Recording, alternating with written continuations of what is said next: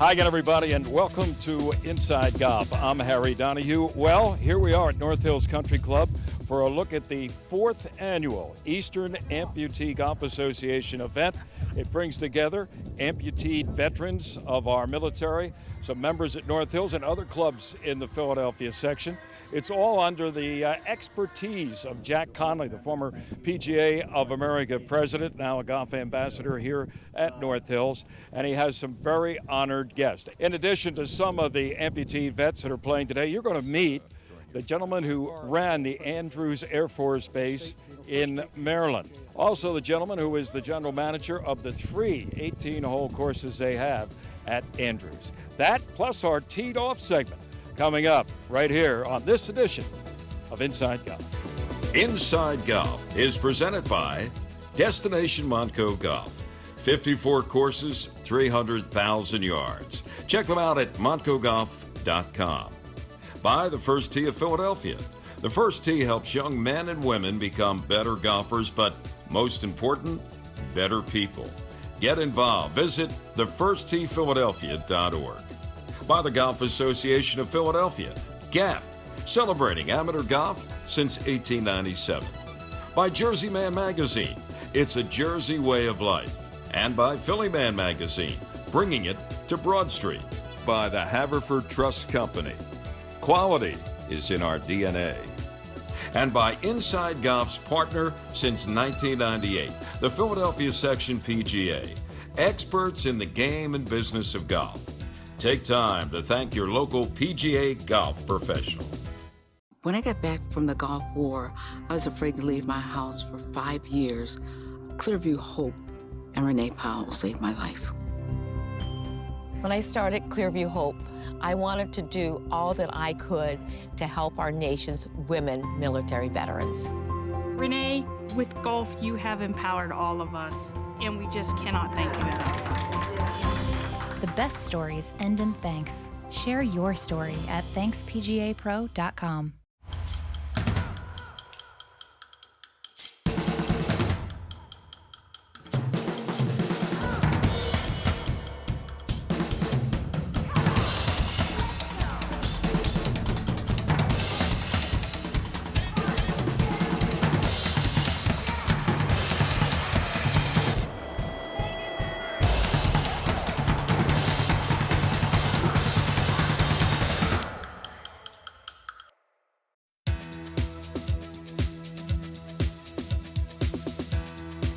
Welcome back. Inside Golf now continues with another look, our annual look at the Eastern Amputee Golf Association's outing at North Hills Country Club. And the executive director of that group is Bob Buck. Bob, always a pleasure to see you, especially on a day like today. Today's fantastic, Harry. Great to see you again. Yep. Well, This is is be Jack Conley's doing, I think. Well, Jack may have had something to do with it.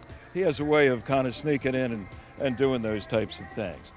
This is year 4, right, at North Hills with your group, the Eastern Amputee Golf Association. Yes, it's our 4th event. It was started 4 years ago with Jack Conley coming to me and saying, hey, we do a Veteran Appreciation Day, and we'd like to have some veteran amputees come and play if it wouldn't. So I said, I'd be happy to find those fellas. And so we checked our database and found our veterans. And here we are. And the group has grown a little bit since 4 years ago. I think you have, more than 20 teeing up today? We have, 20 folks coming out and playing, which is great. And after the kind of weather that we've been having, it's wonderful to have this great day. And they're honored to be here and represent their country and thank the members for this wonderful outing. In addition to the fellows getting out here and having another chance to play a game that a lot of them have come to love, the proceeds from an event like this help to benefit in a scholarship form a number of their children or grandchildren. Correct. We started the organization 32 years ago. We developed a scholarship fund, and now we're able to give scholarships, and this year we'll give 21 scholarships to amputee students, children of our amputee members, and even grandkids of our amputee members. It's a small scholarship, but it helps in that small way and is appreciated, and we're happy to be able to do that. Bob, did you play golf before you were an amputee? I did. I started, I got lucky and I started at age 12 at Saucon Valley Country Club. My father had died when I was 9 years old, and my mom knew that the whole family of his family played golf, and so she made sure that myself and my 4 younger brothers all learned to play golf. So I learned to play golf there and played through the Army and up until Bethlehem Steel in 1984 is when I had my automobile accident, and that was the one thing that I had to figure out. I was on crutches for a year, and I said, if I have to have this leg amputated, can I play golf? And I found out that I went out and played 18 holes on one leg, and I could do it. And I said, hot dog, I'm going to be just fine. So it worked out great. That's your story, but not everybody who is playing golf today in this event at North Hills knew the game prior to them becoming an amputee. In fact, there's a gentleman right now. He's on the putting green just a few feet away from us. Tell us how he got involved thanks to you. Well, I saw Steve Cave when I went into a Wawa, and I saw this fellow who's on crutches.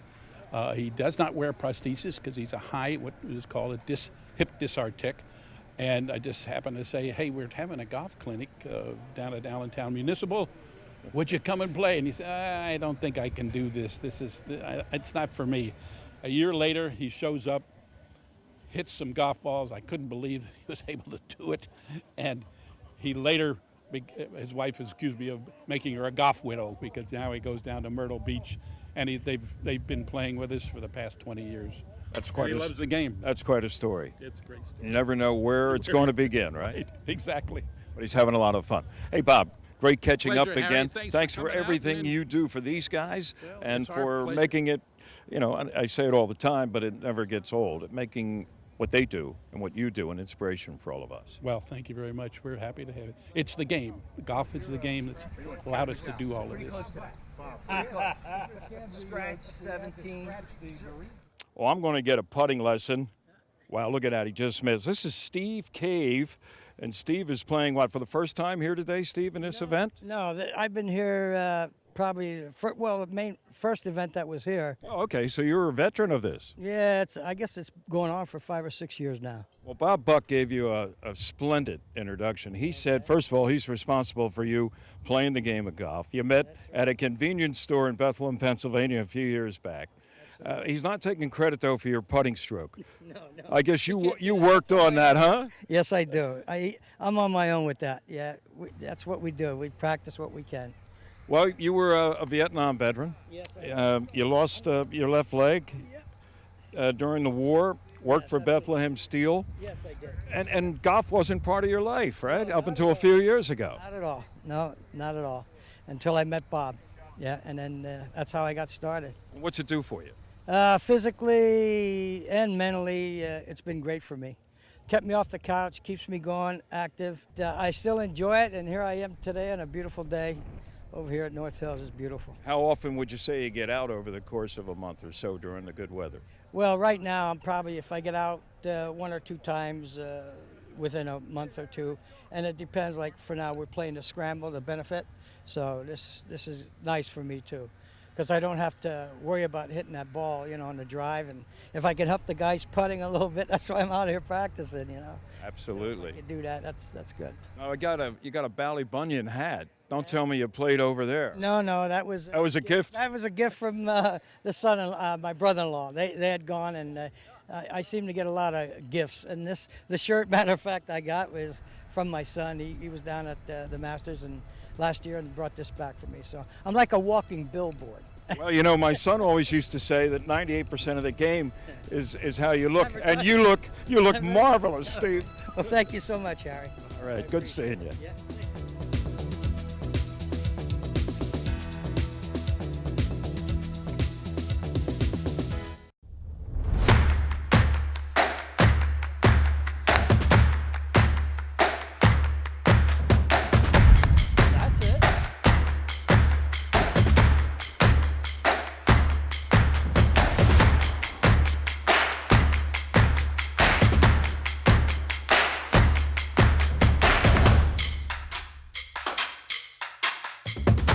The first tee of Greater Philadelphia, where golf is more than a game.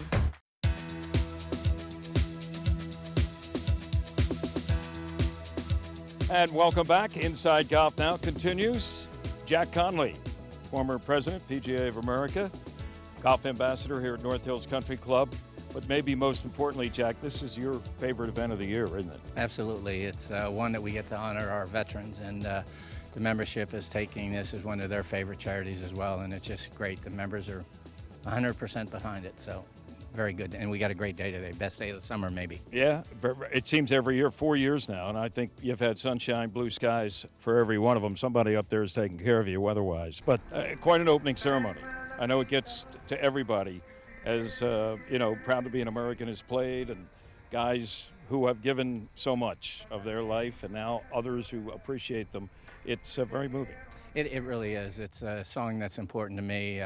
As I said, I was president of the PGA when 9/11 happened, and that'll always be one of my favorite songs. Exactly. You have a growing list of people to play today. I think it's up to like 21 amputees. Bob Buck does such a great job, and this, he says, is one of his favorite events. Well, we do have a number of people from other clubs that have heard about it and want to be part of it. And it's really important to us, and the membership, like I said, has been super with having as many as we have. And 21 is a good number. We can get out, play, enjoy it, come in for dinner, have some camaraderie, and talk to General Gray tonight. As an Army veteran yourself, you have to be especially, I guess, sentimental, motivated, inspired by these guys. But is there anything you learn year to year doing an event like this? It never gets old, obviously, but is there anything else, a takeaway for you that keeps getting better and better? Well, I just seen these guys and what they went through and how much they enjoy this game.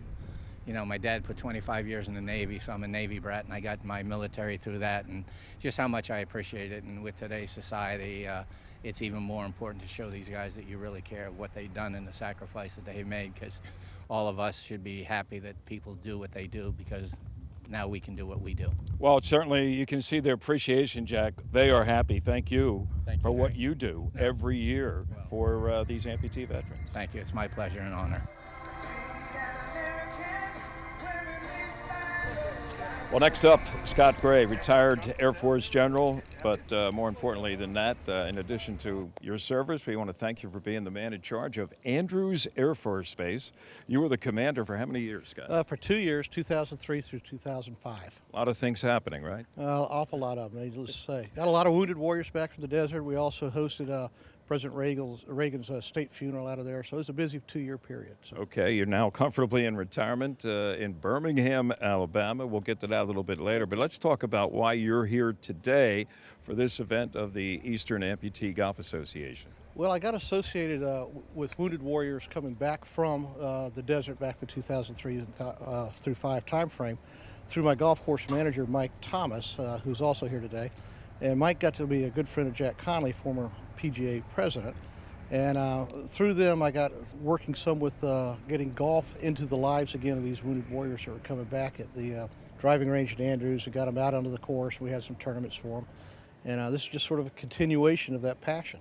What did you see, and what do you continue to see through events like this is the biggest, shall we say, gift that golf can give these guys? The biggest gift they can give them is self-esteem, that you get back, they get assimilated in society again. But I think even bigger than that is seeing the way our community has surrounded the vets this time. Vietnam, when they came back, there was nothing. And now you've got this outpouring of love, this outpouring of charity, and community involvement. And I think it's absolutely fabulous for our nation as a whole, and it helps these individuals assimilate back in. How's your game? It's poor. Poor? Sounds like you're sandbagging us here a little bit. I don't play. You mean in retirement you still don't get out that much?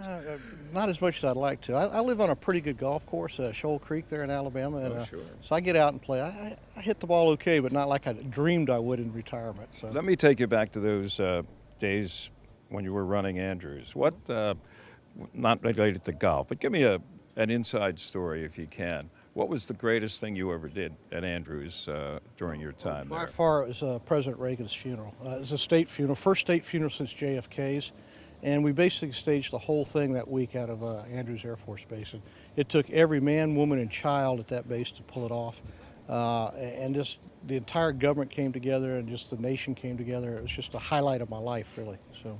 Well, it's an honor to be with you today, and thanks. Don't be a stranger. I appreciate that, and I want to give a shout out to the Eastern Amputee Golf Association. These guys are doing wonderful things for an awful lot of folks that need our help. So embrace them if you can, all right? Well said. Thank you. Mike Thomas joins us now. Mike is the general manager of the courses at Andrews Air Force Base, which is located at Joint Base Andrews. Correct. And Mike, you've been there for how long? 37 years? 37 years, yes, sir. And what exactly do you do on a day-to-day basis? Well, we have 120 staff. We have 900 acres of grass. We have 3 practice putting greens, large hospitality entertainment hub, and it's the place to go for our military and retired active and service members. Yeah, 54 holes, 3 18 championship golf courses, 18-hole golf courses. You've probably seen a lot of celebrities roll through there, huh? We've had the opportunity to play with 7 presidents, met 2 popes. You know, it's an international hub. You know, they weren't playing golf, were they? We're not playing golf, no. Now, who actually, the 3 courses, it's open to every government employee? Every federal employee, active and retired, and their family members. And then if you have a guest, we have to do the security background check to get the guest in. But yeah. On a typical day, how many rounds of golf are played? 600 rounds. 600 rounds a day? A day. Wow, so you're busy from sun up to sundown. We are. We run a lot of outings, a lot of corporate events, such as this one, and 3 a day normally. Wow, that's something. And you've been there for 37 years. You still got about, 3 more years before you call it quits down there? Huh? 3 years to go, yes, sir. In terms of an event like this, and of course you've seen a lot of warriors come back with various injuries, what do you think the game of golf does for gentlemen like we're seeing out here today, and ladies, and others who are injured during their combat service? You know, I think the appreciation from us that don't have those ailments, haven't been exposed to those, gives a better warming of our military service. And our freedoms truly are free for what they go through. And so you can't applaud loud enough, you can't have enough hospitality events for these type of events, and it's just warming. Well, Mike, good luck in your remaining years of service at the courses at Andrews. Maybe we ought to bring Inside Golf down there and take a look at the 3 championship courses you have. Love to. Always available. We'll consider that an invitation. Thanks, Mike. Absolutely. Thank you. Stay right there. Coming up, join me and our teed-off panel. That's next on Inside Golf. Exactly. Those guys are not coming back. That's right.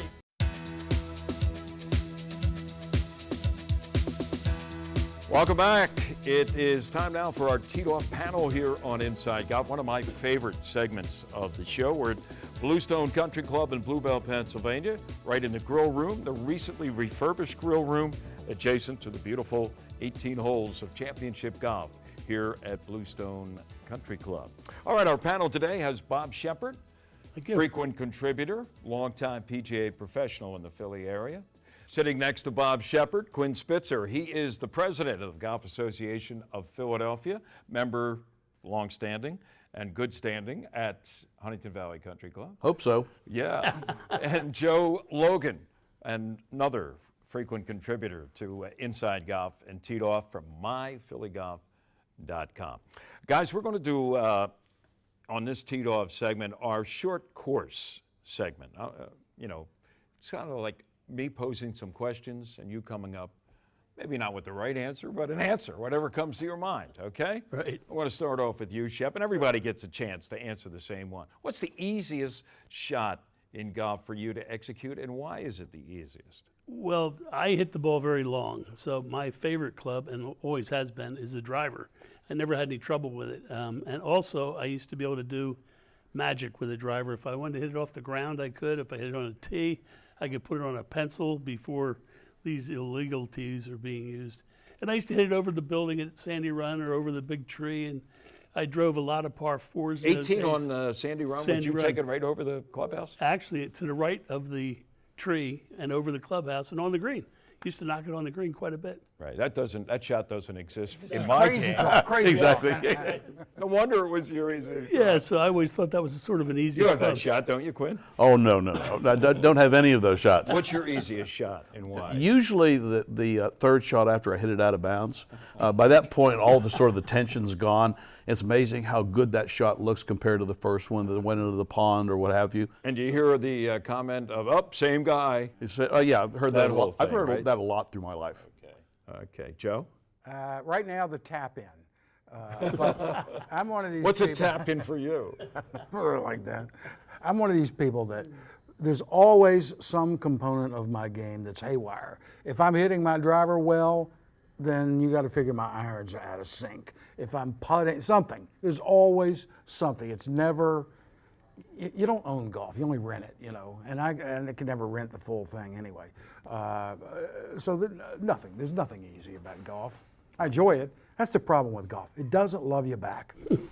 Well, at least it doesn't tell you in words. All right, next little question here on our short course, Bob. How long do you keep a golf ball? Well, typically, I mean, you know. About 3 holes.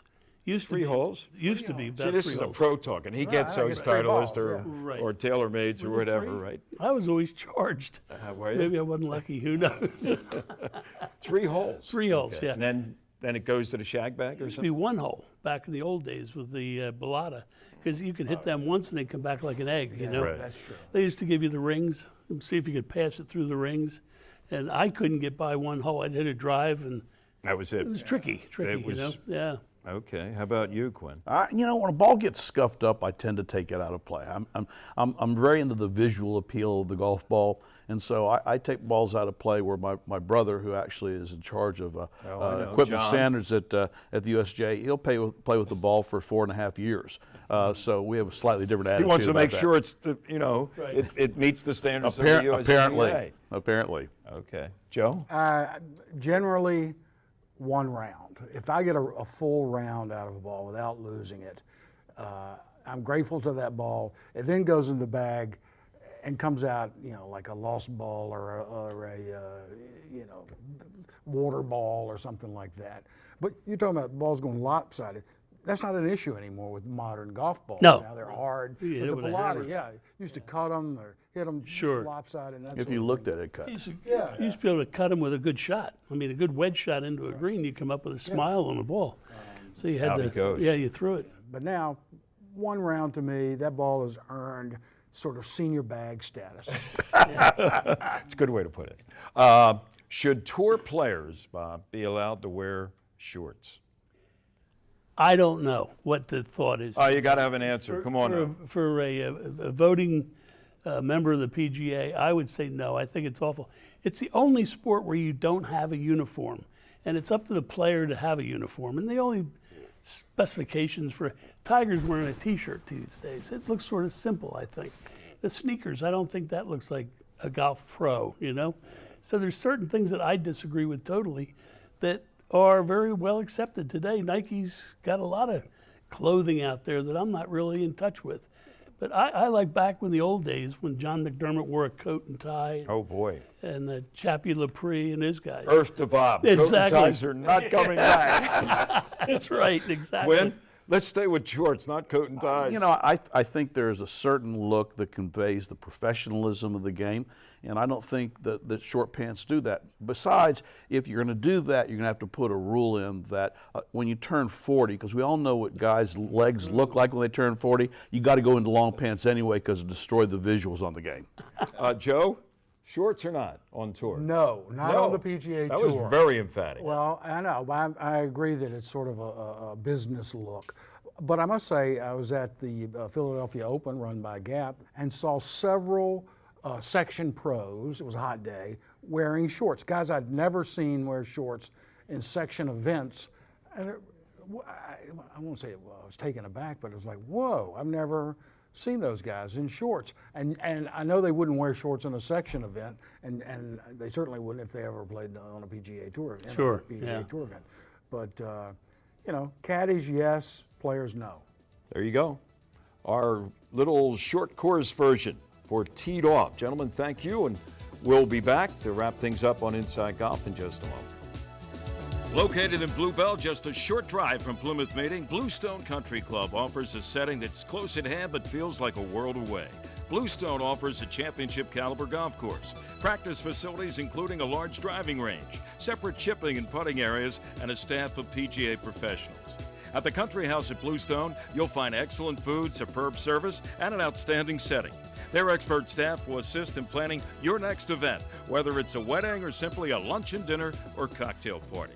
Check out Bluestone's variety of membership options. Much more than a golf course, Bluestone is a community. Everyone is looking for something.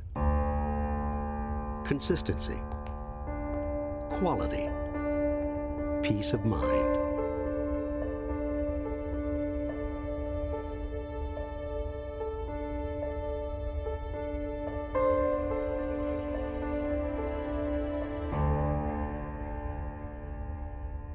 Found.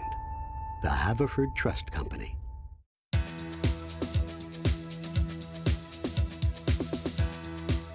Well, that's going to do it for this week's edition of Inside Golf. Our thanks to Jack Conley and the folks at North Hills Country Club, also to Bob Buck and the Eastern Amputee Golf Association for this look at their 4th annual Veterans Appreciation Day at North Hills Country Club. You know, I close the show every week by saying, hey, no matter how bad it's going for you out there, don't pick up.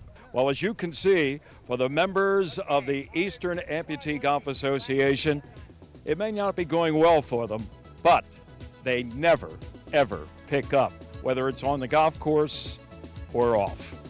We'll see you next week on Inside Golf. Inside Golf is presented by Destination Montco Golf. 54 courses, 300,000 yards. Check them out at montcogolf.com. By the First Tee of Philadelphia. The First Tee helps young men and women become better golfers, but most important, better people. Get involved. Visit thefirstteephiladelphia.org. By the Golf Association of Philadelphia, GAP, celebrating amateur golf since 1897. By Jersey Man Magazine, it's a Jersey way of life. And by Philly Man Magazine, bringing it to Broad Street. By the Haverford Trust Company. Quality is in our DNA. And by Inside Golf's partner since 1998, the Philadelphia Section PGA, experts in the game and business of golf. Take time to thank your local PGA golf professional.